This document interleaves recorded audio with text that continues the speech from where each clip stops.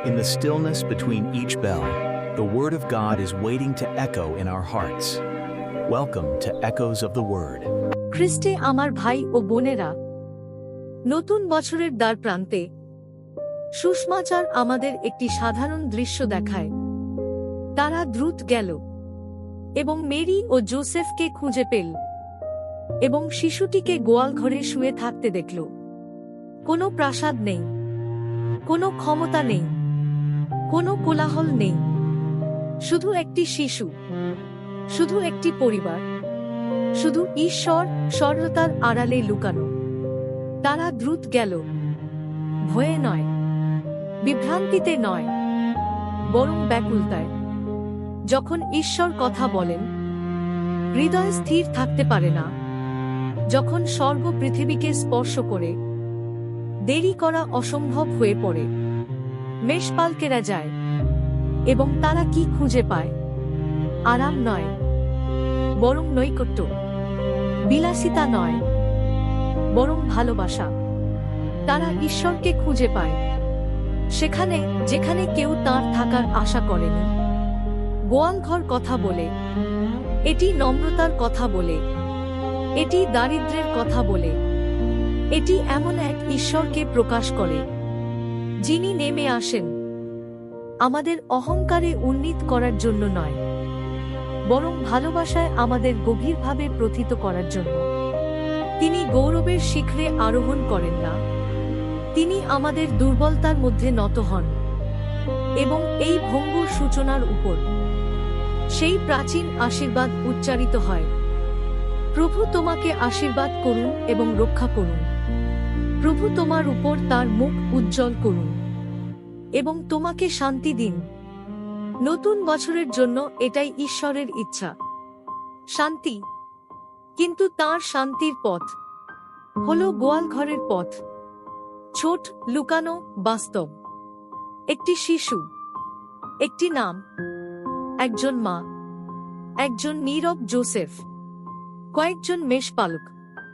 স্বর্গ ইতিমধ্যেই এখানে, কিন্তু কেবল নম্ররাই তা চিনতে পারে। তারা সেই বার্তা প্রচার করল যা তাদের বলা হয়েছিল। যারা দেখেছে তারা নীরব থাকতে পারে না। যারা খ্রিস্টের সাক্ষাৎ পায় তারা বার্তাবাহক হয়ে ওঠে। মেষপালকেরা প্রচার করে, বক্তৃতা ছাড়াই। তাদের উপদেশ হল বিস্ময়। আমরা প্রভুকে দেখেছি। এবং যারা তা শুন তারা সবাই বিস্মিত হল। বিস্মিত, কিন্তু বিস্ময় এখনো বিশ্বাস নয়। কেউ কেউ অবাক হয়, কেউ কেউ কিছু অনুভব করে, কেউ কেউ এগিয়ে যায়। আজও তাই ঘটে। আমরা শুনি, আমরা উপস্থিত থাকি, আমরা দেখি, আমরা অনুভব করি এবং তারপর আমরা স্ক্রোল করে চলে যাই। মেরি ভিন্ন। মেরি এই সমস্ত বিষয়গুলো হৃদয়ে গেঁথে রাখলেন এবং সেগুলোর উপর ধ্যান করলেন। তিনি কথা বলার জন্য ছুটে যান না, তিনি শোনেন। তিনি ঈশ্বরের প্রতিধ্বনি সংগ্রহ করেন।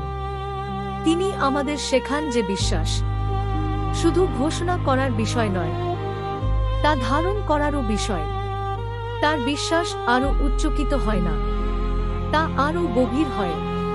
তিনি উচ্চতার পেছনে ছুটছেন না, তিনি ঈশ্বরকে সুযোগ দিচ্ছেন তার হৃদয়ের গোপন স্থানে প্রবেশ করার। মেষপালকেরা ফিরে গেল, ঈশ্বরের মহিমা ও প্রশংসা করতে করতে। তারা সেই একই মাঠে ফিরে আসে, একই কাজে, একই সাধারণ জীবনে। কিন্তু তারা আগের মতো নেই। খ্রিস্টের সাথে একটি সাক্ষাৎ সব সময় আমাদের অবস্থান পরিবর্তন করে না, এটি আমাদের হৃদয় পরিবর্তন করে। তাদের জীবন উন্নত হয় না, তাদের উপাসনা গভীর হয়। প্রকৃত বিশ্বাস কোনো উঁচু মঞ্চ নয়, এটি একটি গভীর শিকড় এবং ঈশ্বর এটি আবারও করেন। বেথলেহেমে নয়, বরং ফাতিমাতে। 3টি দরিদ্র শিশু, 3 জন ছোট মেষপালক।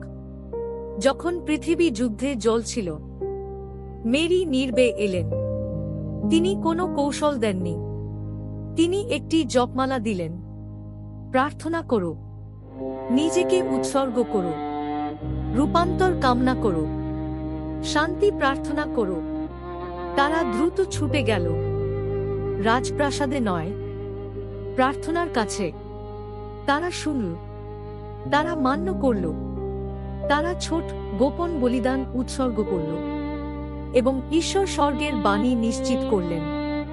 তবুও এরপর তারা সেই একই পাহাড়ে ফিরে গেল, সেই একই গ্রামে, সেই একই সরলতায়। তাদের জীবন ছোটই রইল, তাদের হৃদয় গভীর হল। মণ্ডলী মেরিকে ডাকে, ঈশ্বরের তীর্থযাত্রী মানুষের জন্য সুনিশ্চিত আশার প্রতীক হিসেবে। একজন মা তার সন্তানদের সাথে একটি অন্ধকার উপত্যকার মধ্য দিয়ে হেঁটে চলেছেন।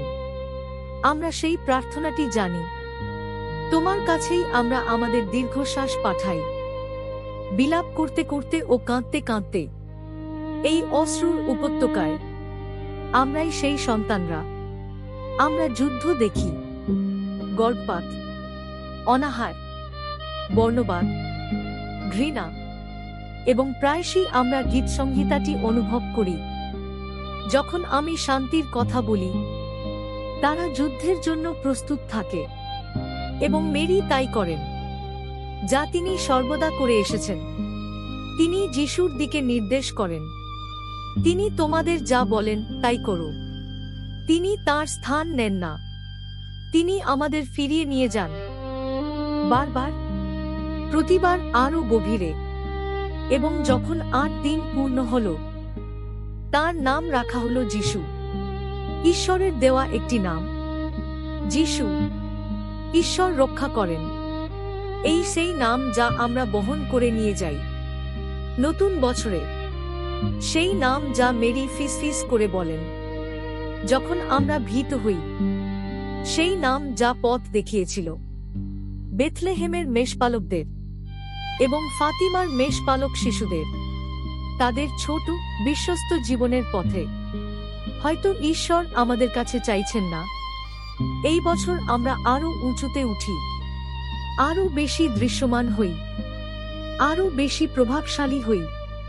হয়তো তিনি আমাদের কাছে চাইছেন আমরা আরো গভীরে যাই, দৈনন্দিন প্রার্থনায় আরো গভীরে, নীরব আরাধনায় আরো গভীরে, গোপন ত্যাগে আরো গভীরে।